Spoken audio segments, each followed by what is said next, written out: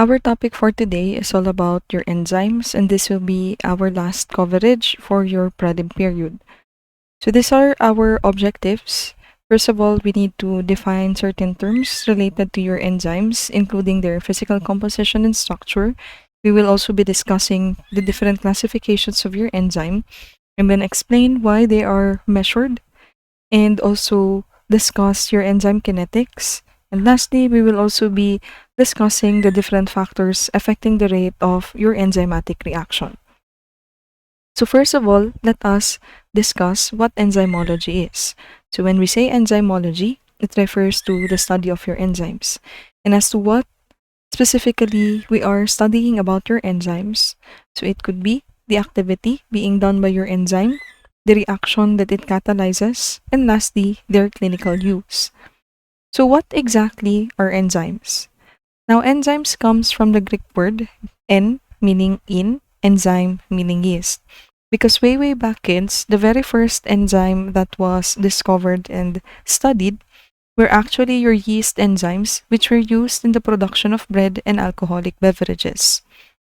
Now, enzymes are considered to be a biologic catalyst. Going back to our discussion about your amino acids and protein, we discussed about the different types of protein based on function, and one of it is your catalytic protein. And an example of your catalytic proteins are your enzymes. So when we say catalyst, it refers to substances that hastens chemical reaction. So the unique thing about your enzymes is that they are not consumed during the reaction and they do not undergo a chemical change after the reaction. Kumbaga, the number of enzymes that is present may remain the same even after they have undergone a certain reaction, or they will never ever change its structure even if they have proceeded a certain reaction. So looking at our graph here, this is just to further differentiate your what happens when there is presence of your enzyme or when there is none. So as you can see, we could compare the whole reaction process in terms of the activation energy that will be consumed or that will be used. When we say activation energy, this refers to the minimum energy required to start your chemical reaction. And as you can see, if there is enzyme, then there is very less activation energy needed compared to those no without enzyme. When there is enzyme, we only need very short less energy is needed and shorter ang period of time for us to be able to get your different products. So that is how important enzymes are, because enzymes involved not just as a catalyst, they are involved in terms of nerve conduction, in terms of muscle contraction, in terms of the different biochemical processes that is happening in our body, whether it is digestion, respiration. Again, they are very abundant and their function is really necessary. So, in relation to what I have mentioned, since they function in a lot of ways in the different area, so in short, they are found in all body tissues. So depende na lang po as to what specific enzyme we are talking about, that they can be found in highest concentration in a certain na organ. Like for example, your lipase or amylase, both of those are mostly found in your pancreas, although a minimum concentration can be found in other areas. Now, enzymes can appear in our serum or our plasma following a cellular injury, or in smaller amounts, especially when there is cellular degradation, or they could also appear if there are physiological processes like coagulation. So, in terms of why do we test enzymes in the laboratory, one of the very reason is for us to be able to make a differential diagnosis, not to confirm condition kids, because then again, your enzymes are found in a lot of body tissues, so it can never confirm what condition a person has. But yung sa atin is at least it would be able to help us in trying to point out kung asa na organ yun ang naay problem. Now, your enzymes have two different sites. We have your active site and we have your allosteric site. Now, one important substance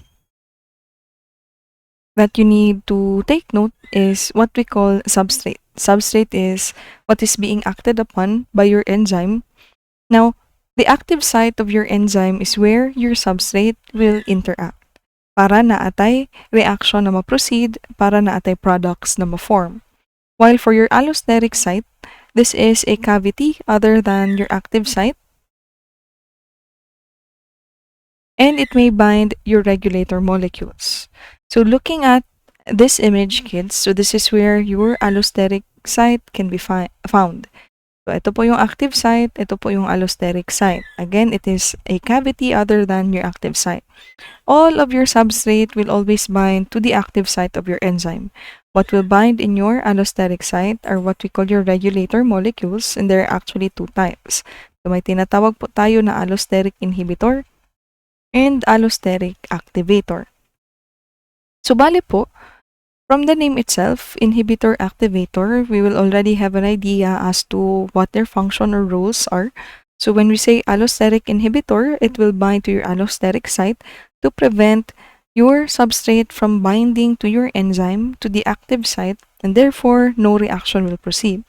While for your allosteric activator, it will make your enzyme better at binding to your substrate, enhancing the reaction, letting the reaction proceed at a faster time. Murag kumbaga, para magsugod dayon o pinaabdik ang inyuhang reaction. So naatay allosteric activator to immediately activate your enzyme and increase the affinity of your substrate to the active site. So that is how important active site and allosteric sites are. Now, enzymes also have this property wherein they are specific. Natay ginatawag na enzyme specificity. And in terms of how your enzymes recognize and catalyze reaction, it could either be looking at a single substrate or a group of similar substrate, or it could be looking at a particular type of bond. And based on these three things, naadayon tayo three different types of enzyme specificity. So referring to the first one in which naatay single substrate lang, that is what we call absolute enzyme specificity. Again, it catalyzes one type of reaction for a single substrate only.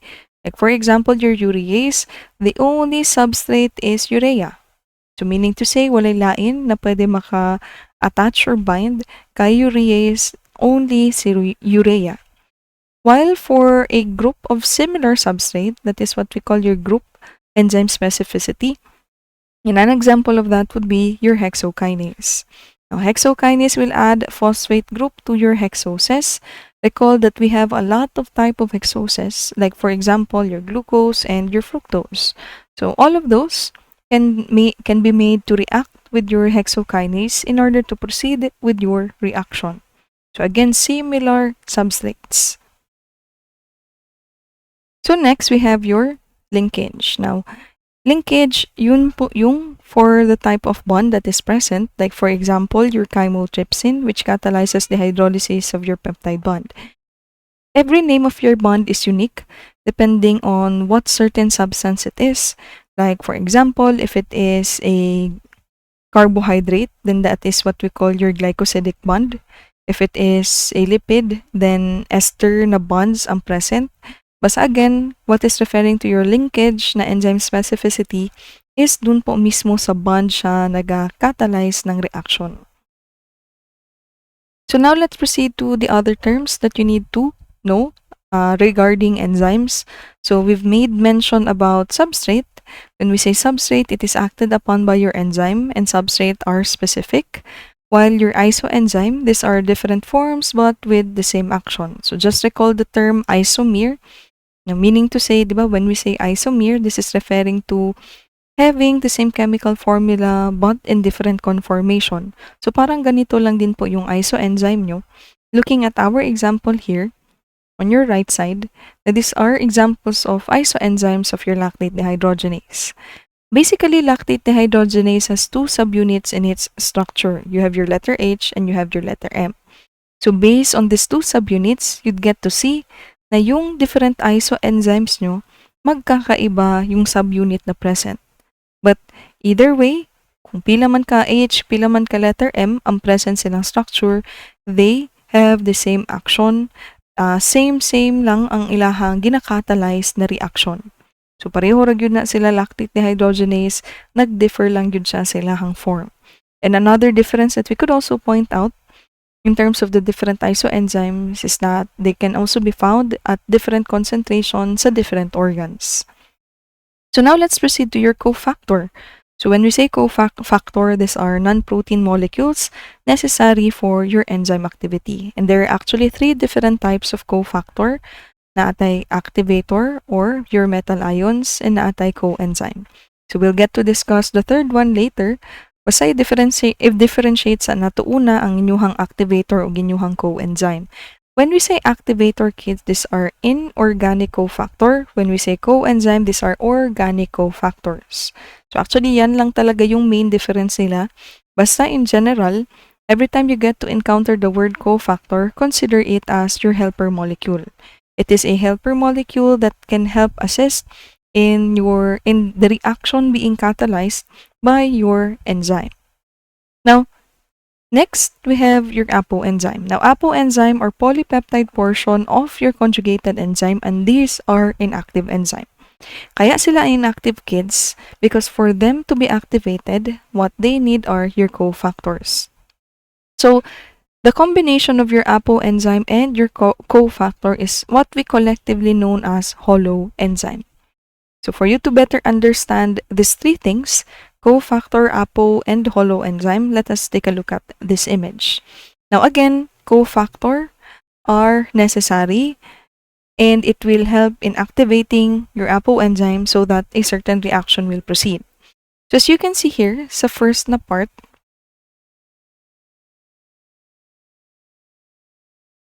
diba? Apoenzyme plus your substrate, wala pong enzyme-substrate complex na mangyayari, wala din pong reaction. Why? Because yung missing link dito is the presence of your cofactor. Again, cofactor is needed for your apoenzyme to be activated so that a reaction will occur.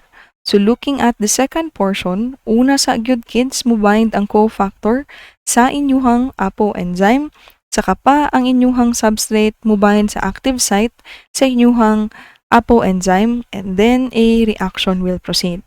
So again, the combination of your apoenzyme and cofactor is what we call your holoenzyme. And there should always be a cofactor that will bind first to your apoenzyme before your substrate will be able to bind to their active site. So yung ana ang atuang murag pag-organize aning reaction sa inyuhang mga enzymes. So now let us discuss the third type of cofactor, and that is your prosthetic group. So again, na-mention nato metal ions, which are also known as your activator. Na-mention na pud nato si coenzyme, and ang main difference nila, si metal ion inorganic, si coenzyme organic. So how about your prosthetic group? Now, prosthetic group, kids, are also organic compounds, but your keyword here is this one. These are organic compounds that are tightly bound to your apoenzyme. Yung example natin po kanina, like this one, once the reaction is done, once you already have your product, your cofactors will detach from your apoenzyme and will be reused or be removed from our circulation. But with your prosthetic group, kids, forever siya nakabind sa inyuhang apoenzyme. Maskin pa nahuman ang reaction or maskin pa wala pa'y reaction na dapat na mag-proceed, prosthetic group will remain attached to your apoenzyme. And the best example for your prosthetic group would be your heme.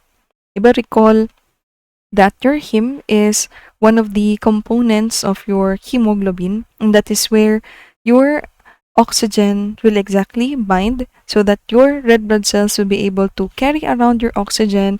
It transports atong circulation kung asa siya needed. Now imagine if your heme every now and then is being removed or detached. Diba? So dili agad-agad maka-perform ato ang red blood cell sa paghatag og oxygen all around our body. And imagine what will happen to our body if there is not enough supply of oxygen. So again, looking at the purpose or function of your prosthetic group, parang maisip ng pud nato dayo na tama lang yun na dapat naka-tightly bind siya. So another example of your prosthetic group would be your FAD, your flavin adenine dinucleotide. And as to your coenzymes, these are your examples. So you have your flavin mono, kaninan di. Yung mononucleotide nyo is considered to be a coenzyme. You have your thiamine pyrophosphate. You have your nicotinamide adenine dinucleotide. And you have your lipoic acid. Now, as to your metal ions, think of anything na sa inyuhang periodic table, most probably. Diba? Mapa-zinc, mapa-copper, mapa-magnesium, mapa-calcium, mapa-vitamins gani kid sometimes. But as to your metal ions, yun na nga. Mga metal ions, mga sodium, potassium, kana na sila. So last term that you need to remember is your proenzyme, which is also known as your zymogen. Now, proenzymes are also inactive enzymes, but the difference between your pro and your apoenzyme, kung si apoenzyme kailangan lang po ng cofactor to be activated, proenzyme needs to undergo this process called proteolysis. When you say proteolysis, kids, this is the breaking down of your proteins. Diba lysis? Lysis is pag-breakdown sa inyuhang proteins, proteoproteins, to get its active form. And these are examples. So you do not need to memorize this one, kids, sa kung unsa man ang naa-diri sa inyuhang table. All you have to remember are examples, but just to further discuss how important the proteolysis your proteolysis process, because then again, without undergoing proteolysis, your proenzymes will not be activated, then therefore these enzymes will not be able to perform their function. Ito pong mga zymogens natin, kids, most of your zymogens are actually digestive enzymes. And being a digestive enzyme, so ang ilahang ginabuhat, it's more on hydrolysis of your fats or any food intake, and kaya sila gina-activate lang when needed, because if sige lang ni sila og ka-activate, kids, there will come a time that they can destroy our normal tissues, and pwede mang good na naay degradation pud na mahitabo sa atong cells na mga substances na maskin dili pa siya kailangan. So muna na what is being produced in our body are inactive enzymes, and then if needed, saka pa i-activate. Now, enzymes are named as follows. There are 3 ways that your enzymes are named. First is in terms of the substrate that the needed nila na para na ay reaction na makatalyze, and then i-end siya. Your enzymes will always end in ASE. For example, kung ang substrate na to mga lipids, muna diba lip, and then ASE, muna lipase. Or kung esterases man, referring to your ester na substrate, again still ending in ASE. Then we have your protease. This is referring to your proteins. So yun yung mga sample ng substrate. Second, your enzymes are also named according to the reaction that they catalyze. Muna natin ginatawag na oxidase, reductase, hydrolase. Muna sila ang mga reaction na ilahang gina-proceed. Kung oxidase, then they undergo oxidation or reduction or hydrolysis. And always, kids, bag ang ato ang word nag-start with DE or de, then that is referring to removal. So dehydrogenase refers to the removal of your hydrogen atoms. Decarboxylase refers to the removal of your carboxyl group. Last is regarding your enzyme commission nomenclature or EC numbering. Now, EC numbering has been made to standardize your enzymes, whether or not sa batan na countries na mapadpad. So, muna na natin murag serializing ang serial number, kumbaga, murag serial number ng mga EC numbers sa inyuhang enzymes na no matter where you are, if we mention this serial number, then it is universal na referring yun siya ani na enzyme. Now, an example of your enzyme commission nomenclature would be this number, natay 11127. The first digit, kid, kaning number 1, the first digit will always refer to the classification of enzyme. The second digit will always refer to their subclass. yung third and fourth digit nyo serial number na. So, since we've talked about classification of enzyme, yung first digit nyo, again, referring to the classification of enzyme. So, ang next na question po natin is ano po yung mga classification of enzymes? Now, these are the different classification of enzymes. One is oxidoreductase, second is your transferase, third hydrolases, fourth liases, fifth isomerases, and sixth and your last ligases. Now, the numbers that you see here are already pertaining to the number that you get to see here in your easy numbering. So, parehas ani sa atong example, kids, na 11127, first digit is number 1. So, looking at the classification of enzymes, kinsa ang number 1, oxidoreductase. So, meaning to say, katong easy 11127 ninyo referring to an enzyme that is under your classification na oxidoreductases. So, this is already placed in order. And itong mga numbering equivalent sa digit, first digit na ginagamit for easy nomenclature. So let us discuss your different classifications of enzymes one by one. So first, we have your oxidoreductase. So from the name itself, diba, oxido and reduct, referring to your oxidation reduction process. Now, as you all know, oxidation and reduction will always go hand in hand. Dili pwede oxidation lang, dili pwede reduction lang. Why? Because in oxidation, there is removal of hydrogen ion, and in reduction, there is acceptance of your hydrogen ion. Dili pwede isa lang, kay dapat na jud tay tig-accept sa kung unsa man ang gina-remove. And an example of that would be your EC11127. So, morning katong example nato kaganina. And the specific name of this enzyme would be your lactate dehydrogenase. So looking at your reaction, this is how oxidoreductases perform their function. Looking at your lactate here, and then naatay NAD. So asa ta mag-oxidize at asa ta mag-remove. So syempre nag-oxidize ta kay lactate, diba? Removing their hydrogen ion. Asa ta reduce diri kay NAD kay naa dira ang acceptance sa isa ka hydrogen ion ninyo. So again, that is referring to your redox reaction. Now, do not worry kids, you will not memorize reactions. Ang atuwa lang diri is for you to appreciate what exactly is happening. Next, we have your transferases from the word transfer. Now, transfer, ano po yung tina-transfer? That is your functional group. So, any functional groups that you might think of, whether amino group ba na siya, carboxylic group ba na ninyo, basta again, functional groups ang gina-transfer. And these two here are your subclasses. So, you have your transaminases and you have your kinases. When we say transaminase, from the word trans, transfer, amine, sa inyuhang amino group. But for kinases, kids, this is referring to the transfer of your phosphate group in the presence of your ATP or your energy, because usually diri ta magkuha og phosphate na group na i-transfer. So an example of your transferase is your aspartate aminotransferase having an AC number of 2611. So looking at the first digit na number 2, again referring to the class, so this is your transferase. So try to observe what is happening here in our reaction. So, diba, pag maingon tag kinase, again, phosphate ang gina-transfer.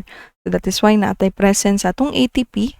ATP, triphosphate, kuha taong isa ka phosphate, i-transfer diri na portion sa inyuhang glucose, thus, nahimo na lang ADP or adenosine diphosphate, and then ang ato ang product inyuhang glucose 6-phosphate. How about transaminases? So, an example would be your alanine transaminase. So, again, pag transaminase, amino group ang gina-transfer. So, asa exactly ang transfer na hitabo aning atong reaction? So, dara na portion and dara na portion.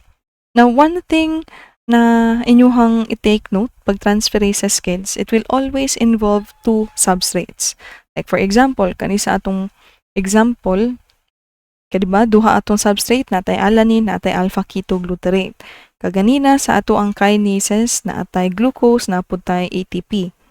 Kaya ngano kailangan duha? Because asa man ta mag-transfer kung wala siya kapares. So, muna kids, transfer ta amino kung asa na ay double bond na ani switching na hitabo, and thus kung makita ninyo na ana diri ang double bond, na ana diri ang amino, and then bag-o na ang atuang product na form. Next, for hydrolysis, it catalyzes your hydrolysis reaction. And whenever you get to encounter the word hydrolysis, this will always involve water, and this will always involve breaking of certain bonds. Diba? Mo bitaw ta mag-add og water kay gusto nato i-break down ang kana na mga compounds. Now, hydrolyses are central to the process of digestion, and these are your different subclasses. Your carbohydrases, referring to the breaking of your glycosidic bond. Again, glycosidic bond sa carbohydrates ninyo, so muna carbohydrases. Proteases, breaking of your peptide linkages. Protease, referring to your protein. Lipases, lip, referring to your lipids. And yung bond na present sa lipid nyo are your ester linkages. Diba, lalo na dito sa triglyceride nyo, which is an example of a lipid. So, easy number 3211, looking at number 3, referring to your hydrolases na class. And an example of a hydrolase would be your amylase. So, looking at our reaction here, di ba makita kids, upon the addition of water, maltose ninyo, na breakdown, natin nakuha na duha ka buok na glucose. And asa exactly ta nag-breakdown sa iyaha, dili man na ang bond na naga-exist. Thus, ang inyong water molecule na nadayon diri na mga portion. So, syempre, ang isa ka O ninyo nagpabilin, gidungagan lang natong isa ka H, nagikan diri sa inyong water, ang nabilin na OH, dito gi-add sa isa ka product. Next, lyases. Now, lyases, kids, catalyzes the addition of a group to a double bond or the removal of a group to form a double bond in a manner that does not involve hydrolysis or oxidation. So, ang pinaka-clue yun ninyo diri kids, double bond. Kung asa man na ay addition or na ay removal sa double bond, na dili naga-involve og hydrolysis na process, then that is already your lyases. So, lyases catalyzes the breaking of your different chemical bonds by means other than hydrolysis and oxidation, forming a new double bond or a new structure. And natay example later on. So, these are examples under lyases, kids, your carbonic anhydrase and citrate lyase. So, as stated here also in your second bullet, these are any member of a class of enzymes that catalyze the addition or removal of the elements of water, hydrogen, oxygen ba, or ammonia, nitrogen, hydrogen ba, or carbon dioxide, carbon or oxygen ba, basta didto kung asa na ay double bond. So these are subclasses of your lyases na atay upat. So you have your decarboxylase. Again, this is the removal of your carbon dioxide. The aminase, removal of amino group. Dehydrotases, removal of water, or kung hydratase man na siya, addition of your water. So, tanawan ninyo ang reaction. Example, your fumarase. So, what happens here, kids? Diba, removal of double bond. Ano, di ba sa itong product na apay double bond? Diba, wala na. So, what happens here? We try to remove your double bond by adding your hydrogen and oxygen molecules to your substrate, forming now your malate. How about your pyruvate decarboxylase? So here, we try to cut off your pyruvate para naatay duha ka product. And as you can see in the product, there is formation of a double bond. Diri ta nag-cut. And ang kani, di ba, isa ra ba ni ka double bond. So after na mag-made to react siya with your pyruvate decarboxylase, nag-add og another double bond mo na natay carbon dioxide. And ang kaning part, kung asa ta nag-remove or nag-cut, dara na to i-add inyong hydrogen, so muna, nga nila dahil ninyo makita na structure sa product. So next, we have your isomerases. Now, isomerases from the word isomer, meaning all you have to observe is rearrangement of your atoms. So with your isomerases, you only need one product and one reactant or substrate. Like, for example, your phosphoglycerate mutase. So, observe the reaction. So, again, kids, pag isomerase gani, isa lang ang substrate. Though naatay makita na murag transfer, pero ang transfer aning certain molecule ninyo is within your substrate lang. Kaya kailangan lang ng isa, kay atua lang mang i-transfer sa another part sa iyahang own structure ang kaning certain na molecule. For example, your phosphoglyceromutase. What we wanted to do is to rearrange your phosphate na originally naa siya diri sa third carbon ninyo, balhin nato siya sa inyong second carbon, switch sila with your hydrogen, thus naatay bagong product na 2-phosphoglycerate. Ang phosphate ninyo naa na sa second carbon, si hydrogen ninyo naa na sa inyuhang third na carbon. So again, what happens here in your isomerases is rearrangement lang, dili kailangan og another substrate. Isa lang ka substrate kay ato alang mang i-rearrange ang iyahang ang unsang mismo na anadaan sa iyahang structure. So last, we have your ligases. Ligases are enzymes that catalyzes the bonding together of two molecules into one with the participation of your ATP. Now again, for ligases, kids, what we are doing here is we are trying to join large molecules to form a new na chemical bond. It catalyzes a reaction in which your carbon-carbon ba, carbon-sulfur, carbon-oxygen, or carbon-nitrogen na mga bond are made or being broken. So looking at our example here, example of a ligase would be your pyruvate carboxylase, wherein in the presence of your ATP, natay bagong product na buhat. So unsa ang nahitabuan ni kids? Diba naatay gusto na i-add sa ato ang pyruvate na si carbon dioxide.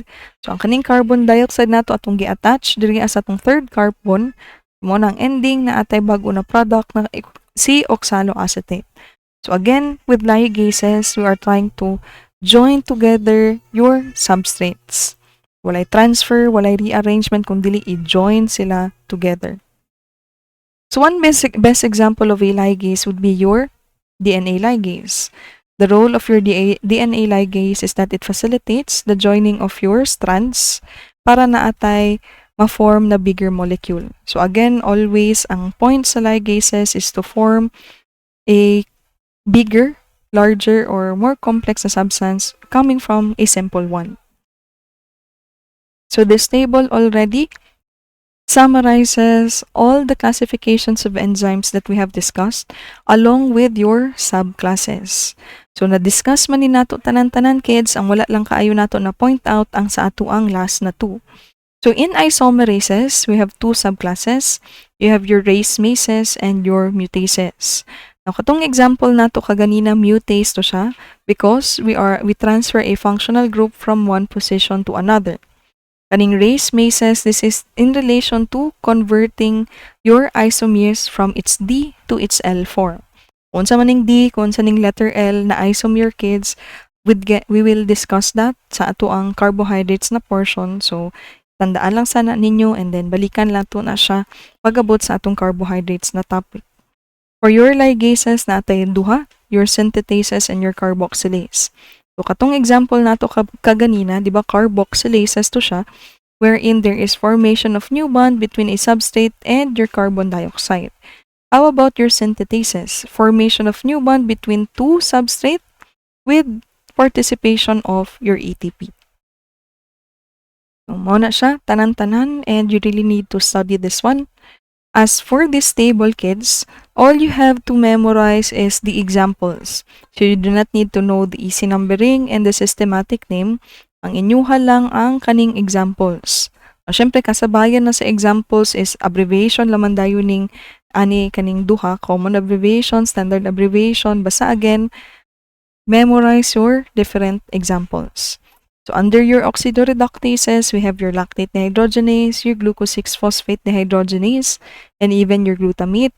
Tapos dun sa transferases nyo, so andun si aspartate aminotransferase, alanine aminotransferase, and so on and so forth. So syempre, daghan man gyud ka itong enzyme, but these are just one of the very important enzymes, lalo na in terms of what is being used in the laboratory for testing. So now let us discuss your enzyme kinetics. Now there are actually three theories that we look into whenever we talk about enzymes, and the most famous one is your Michaelis-Menten theory. Ayan po yung nag-propose ng theory, si Michaelis, si Leonor Michaelis, and si Maud Menten. Now, Michaelis theory led to the proposal that your enzyme catalysis is actually a two-step process wherein it consists the combination of your substrate to your enzyme, forming now your enzyme substrate complex, and after a certain amount of time, a product will be formed and your enzyme will remain as is. Ang mawala gyud diri kids ang substrate, kay si substrate i-form nato into a new product. And as what we have discussed a while ago, this is how unique your enzymes are. And during the reaction, it will not be consumed and it will not change its conformation. So kung tanawon ninyo diri pa lang sa sugod, mao na ning itsura ni enzyme until na mahuman ang reaction, it remains the same. Now, Michaelis-Menten also proposed an equation that will help us see the relationship between the velocity of your enzymatic reaction and your substrate concentration. So looking at your formula, kids, this is what it means. V here stands for your velocity of reaction, S referring to your substrate concentration, then Vmax is the maximum rate achieved by your system, and Km is your Michaelis constant. Now, here in our graph, as you can see here, the more na naga-increase ang substrate concentration, or the more na nagataas po inyuhang reaction velocity. But there will come a time that your graph will level out. Ipadayo nato ni siya, kids, as in naka-straight na lang yun na siya, because that only means that all of your enzymes that is present in our body is already saturated. So when we say saturated, kids, meaning na-occupy na lahat-lahat ng substrate nyo yung active site ng enzyme na available sa ating body. And when that happens, of course, your reaction velocity or reaction rate will never ever increase na. And that is already referring to your Vmax. So when we say Vmax, kids, diba, maximum rate or velocity, so this is the maximum rate at which your enzyme will catalyze your reaction. And it only happens when all of your enzyme and all the active site of your enzyme are saturated with your substrate. So how about your Km? Again, Km stands for your Michaelis constant. Now, when we say Michaelis constant, when we say Km, this indicates the amount of substrate that you need for your enzymatic reaction to happen. It also measures how easily your enzyme can be saturated by your substrate, and it also pertains to, kanisha, kids, it also pertains to the concentration of your substrate when the reaction reaches half of your Vmax. Now, kaning Km ninyo, basically this is referring to substrate concentration. Na kumbaga, ito po, na kumbaga, when there is high Km, it only means that a lot of substrate is needed. So kung tanawon nato diri sa atong graph, kung maabot diri ang inyuhang Km, mao man ang gina-refer nato sa high, then meaning daghan ang substrate na kailangan for your reaction to proceed. And meaning to say your enzyme has a very low affinity for the substrate. When we say low Km, just like our example na naa siya diri, so it only means na a very small amount of substrate lang ang kailangan para mag-start na ang inyuhang reaction, and that only means that your enzyme has high affinity for this substrate. Other two theories referring to your enzyme would be your lock and key theory and your induce fit theory. So for your lock and key theory, literal, just think of your lock and your key, na wherein naalamang gyud tay isa ka key na able na maka-open sa inyuhang lock. In the same way, there is only one substrate that is able to bind to your enzyme. Any other substrate that may be present, kay since nahi man ang iyahang shape, then dili gyud siya pwede mo participate or mo bind sa active site sa inyong enzyme. The opposite of your lock and key theory would be your induce fit theory. Now, as you can see here in our image, this is your substrate, this is your active site. Originally, the shape of your active site is round or circle, tas ang substrate ninyo box. But then again, Enzymes are able to accommodate any substrate wherein your active site will just change its shape in order to accommodate whatever the shape of your substrate would be. Muna siya ang ginamin sa induced fit theory. Basta ang induced fit, there is a change in the shape of the active site to enhance the binding of your substrate so that a reaction will proceed. So, yung ana ang thought sa inyuhang induced fit. So, this is just another image pertaining to your lock and key theory and to your induced fit. And as you can see, kung unsa ang shape sa inyong enzyme, kana lang yun po dapat ang substrate ninyo and maulang po ang mo-fit sa inyong active site. But with your induced fit na theory, walay definite na shape ang inyuhang active site, kay whatever the shape of your substrate would be, kumbaga i-change na niya na para ma-accommodate niya ang katong shape po sa inyuhang substrate. So now we go to the different factors that will influence your enzymatic reaction.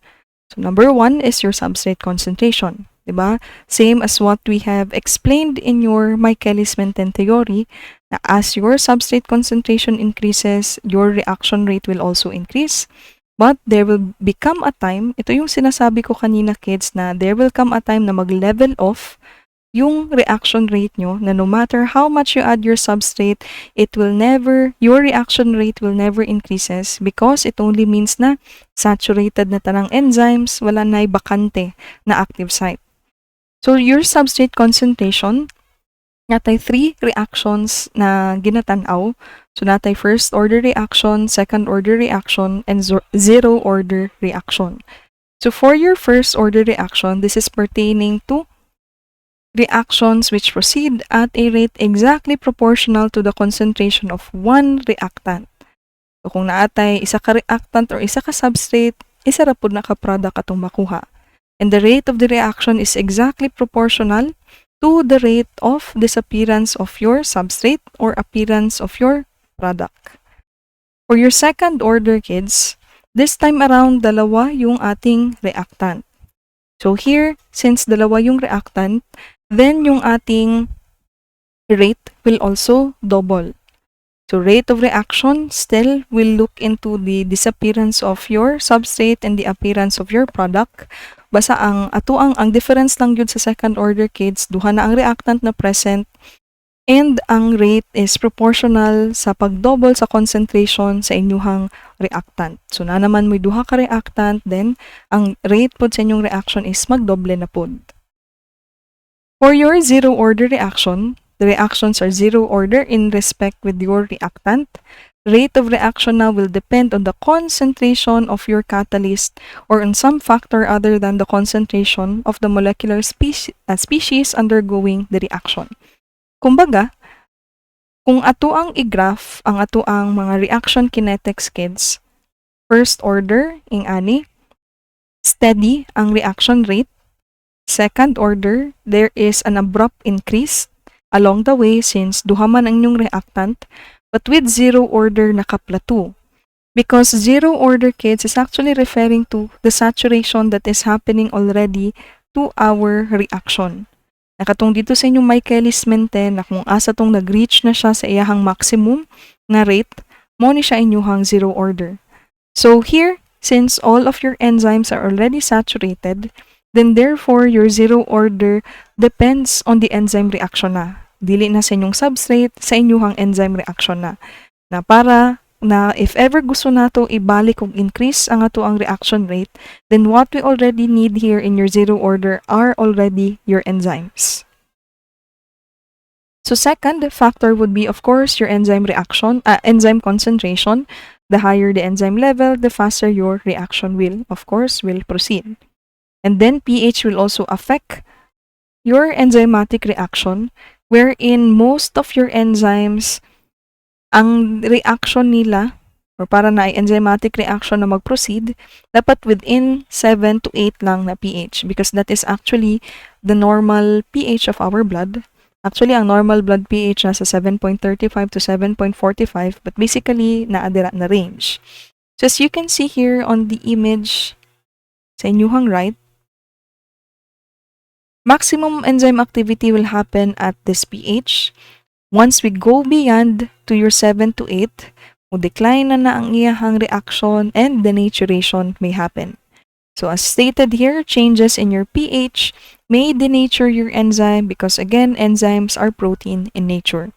Natay certain exceptions ani na mga enzymes because natay mga enzymes na kailangan nila og alkaline na environment or kailangan nila og acidic environment.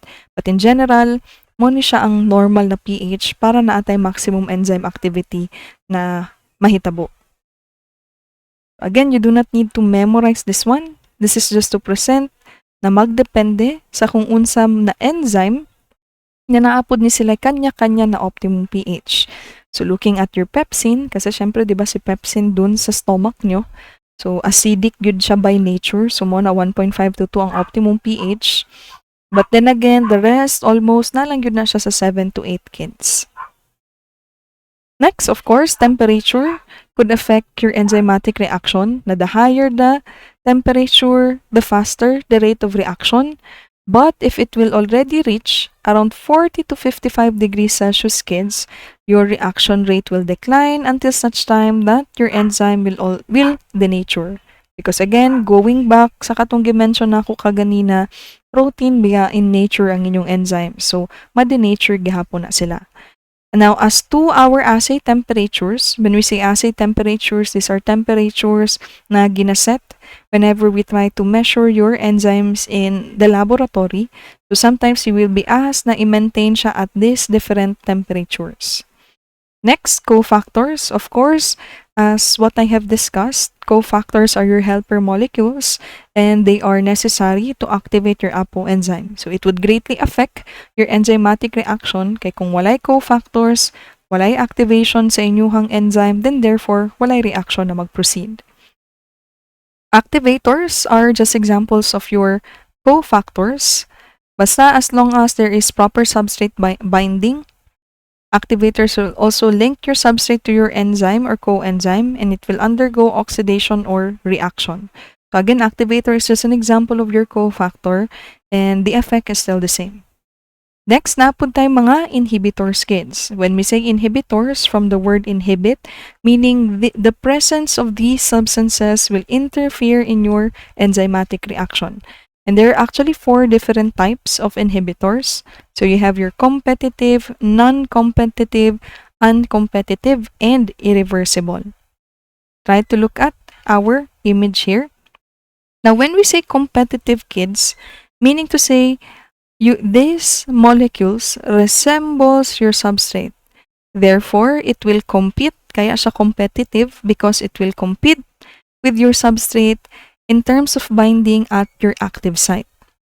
Sa non-competitive ninyo, kids, dili na siya makig-compete, mao siya non, it will not compete with your substrate. Rather, your non-competitive will bind at the allosteric portion of your enzyme. Kaya sometimes, your non-competitive is also known as, kids, is also known as allosteric inhibition. So, ang target sa inyuhang non-competitive inhibitors, diri sa inyuhang allosteric site, and by the time that it will bind to your allosteric site, it will now change the shape of your active site, thus rendering your substrate unable to bind.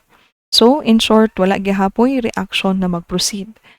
How about your irreversible? From the word irreversible, meaning ito kids, so permanently preventing substrates from occupying it. And the bond that it will form is a covalent bond. Asa dito mismo sa inyuhang active site pod. An example of irreversible na enzyme inhibitors, best example ana kids, inyuhang aspirin. Inyuhang aspirin ug penicillin na di ba more on didto ang ilahang target sa inyuhang bacteria. So naatay last pa, how about your an? As you can observe here, your very clue for your uncompetitive inhibition is that there should be an ES complex that will be formed. So meaning to say, unahon sa agyod na naay binding ni substrate sa inyong active site, saka pa mo bind ang inyuhang uncompetitive inhibitor sa allosteric site. It is different with your non-competitive kasi here in your non-competitive, una sa ang inyuhang inhibitor na mo-bind sa allosteric and walay binding sa inyuhang substrate. Sa uncompetitive ninyo, una si substrate bago si uncompetitive inhibitor. So, yun pong apat.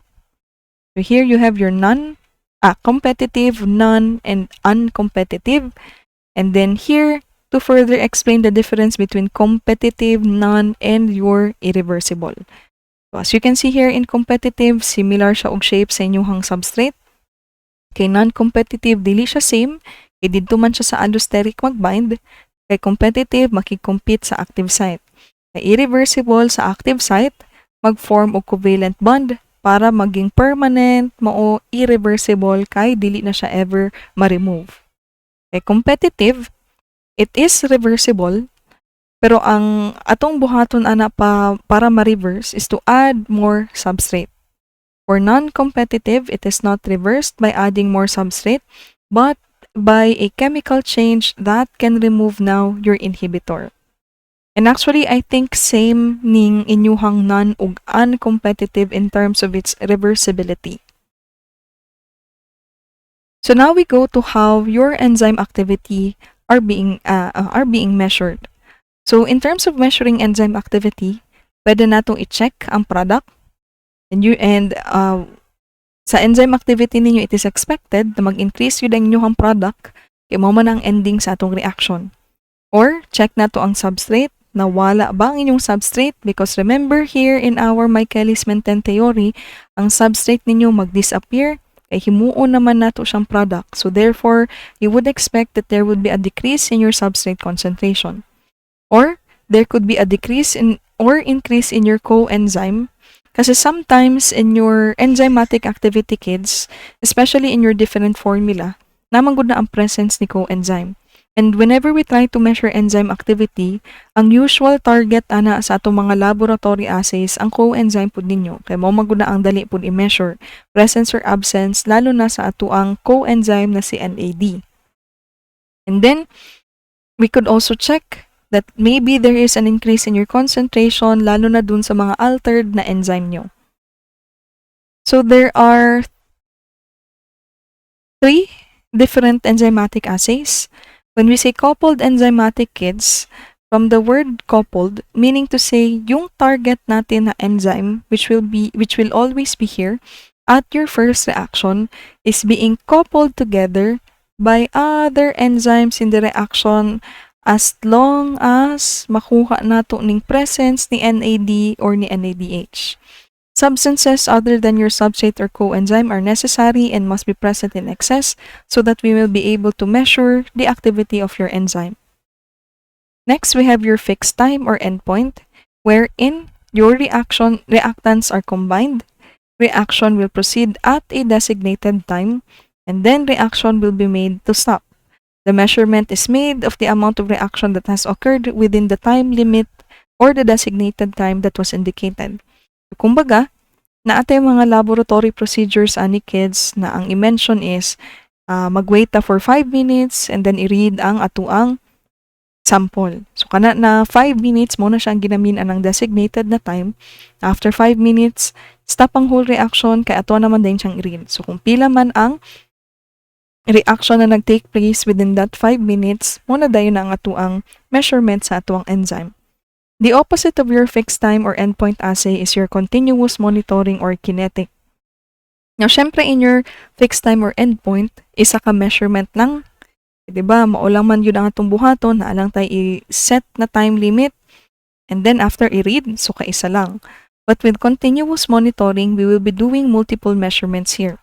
And what we try to observe here are absorbance changes, whether there is an increase in your absorbance or a decrease in your absorbance. And since we need multiple measurements, then therefore, the way we measure your enzymes here in your kinetic assay is through looking at time intervals. So usual na makita ninyo ani sa laboratory assays kids, ang i-indicate ani niya is mag-measure mo og enzyme per minute until 3 minutes. So meaning to say na may 3 different absorbance reading. So, nga na siya, multiple measurement, ang sa inyong kinetic, isa lang. And then for the calculation of your enzyme activity, kids, your unit for your enzyme would be your IU per liter. This is referring to your enzyme concentration. IU stands for your international unit, and international unit is defined as the amount of enzyme that will catalyze the reaction of 1 micromole of substrate per minute. Ang lower ani niya na equivalent, kids, is your catal unit or your moles per second. So the only difference between your international and your catal unit is 1 mole of substrate siya and per second siya. Kay IU ninyo is per minute, kay catal unit ninyo is per second. And if we wanted to convert 1 international unit to your nano catal, then our conversion factor would be 16.7. So that ends our discussion about your enzymes. So as what I have mentioned last meeting, we will be having a quiz regarding this one. I'll see you soon, kids, and study well. Thank you for listening.